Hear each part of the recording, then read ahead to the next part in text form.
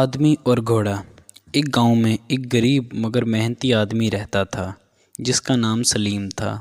سلیم کے پاس زیادہ چیزیں نہ تھیں لیکن اس کے پاس ایک بہت ہی خوبصورت اور طاقتور گھوڑا تھا جس کا نام بادل تھا۔ بادل صرف ایک گھوڑا نہیں تھا بلکہ سلیم کا دوست اور ساتھی تھا۔ سلیم اس کی بہت پرواہ کرتا تھا، وقت پر کھانا دیتا، پانی پلاتا اور روز اسے پیار سے سہلاتا۔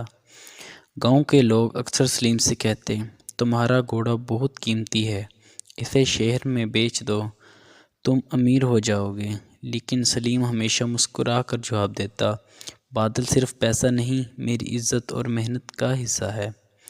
ایک دن گاؤں میں خشک سال آیا، فصلیں کم ہو گئیں اور لوگوں کی حالت تنگ ہو گئی۔ سلیم پر بھی مشکل وقت آیا، اس کے گھر میں راشن ختم ہو گیا اور قرض بھی بڑھتا گیا۔ مجبوری میں سلیم نے سوچا کہ شاید اب بادل کو بیچنا پڑے گا۔ اسی رات سلیم نے بادل کے پاس جا کر کہا، بادل میرے دوست، شاید اب مجھے تمہیں بیچنا پڑے، میں تمہیں کھونا نہیں چاہتا لیکن میرے گھر والے بھوکے ہیں۔ بادل نے جیسے سمجھ لیا، اس نے ہلکی سی عنایت کی، سلیم کے کندھے پر اپنا سر رکھ دیا۔ اگلی صبح سلیم بادل کو لے کر شہر کی منڈی چلا گیا۔ راستے میں ایک جنگلی علاقہ آیا، وہاں اچانک کچھ ڈاکو سامنے آ گئے۔ انہوں نے سلیم کو روکا اور کہا، جو کچھ ہے نکال دو ورنہ جان سے جاؤ گے۔ سلیم ڈر گیا، اس کے پاس تو صرف گھوڑا ہی تھا۔ ڈاکو گھوڑے کو دیکھ کر خوش ہو گئے اور اسے چھیننے لگے۔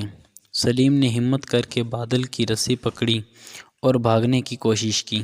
بادل نے بھی اپنی پوری طاقت لگائی، وہ اتنی تیزی سے دوڑا کہ ڈاکو پیچھے رہ گئے۔ کچھ دیر بعد سلیم ایک چھوٹی سی پہاڑی پر پہنچ گیا، وہاں ایک بزرگ فقیر بیٹھے تھے۔